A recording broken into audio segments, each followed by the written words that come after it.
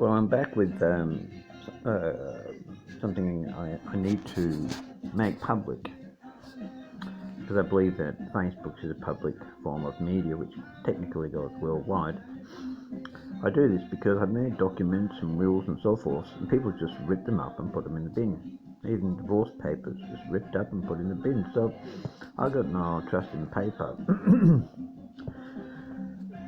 I accepted being the priest of the Multijural, the Anu, and the Uluru people. This position was a servant, and it comes with a price. There was something I had to do. I did live with Cassidy Uluru for 5 months in his home after he'd been terrorised, robbed, beaten basically, and had his house stolen and land and so forth, and was left penniless when someone stole his identity. I believe it was Sammy Wilson, but he wasn't acting alone. I was first warned that the KKK are involved within the Lara resort and so forth, and I didn't believe that until the chief of the security turned up and tried to get Cassidy to sign a document which would have got him arrested for threatening a false allegation. It stated basically that he threatened to kill a security guard, which was a load of rubbish. He was with me that night. I'm speaking to my uncles now, and I call my uncles Johnny. Even though I haven't met you, I trust you. So this is for you, Johnny, Uncle Herbert, who I trust. And I'll call Dwayne Uncle. And I've got another uncle up there we call Big Man. Well, this is very important because while I was staying with Cassidy, he decided to go out bush and lie down. He'd had enough.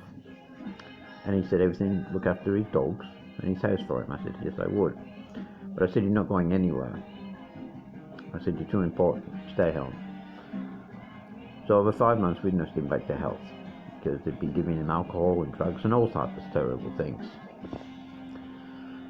He asked me he told me where he wanted me to bury him, and that's at his house. He said he had fond memories of his wife, and he wanted to be buried there. He wanted me to bury him. I foolishly agreed. So if I don't make it, I'm just saying, can somebody bury Cassidy at his house where he used to live? That's where he wants to be buried. Don't believe any paperwork regarding wills, and all that is all rubbish. I'm telling you now, as his priest, I'm his executive and trustee of his will, should anything happen to him. He anointed me. He had family members next door with him, and I've spoken by text to the family members.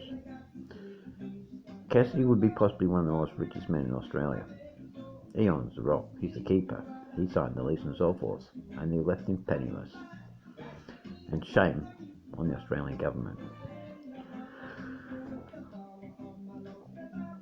So I just thought I'd share that. Thank you very much for listening.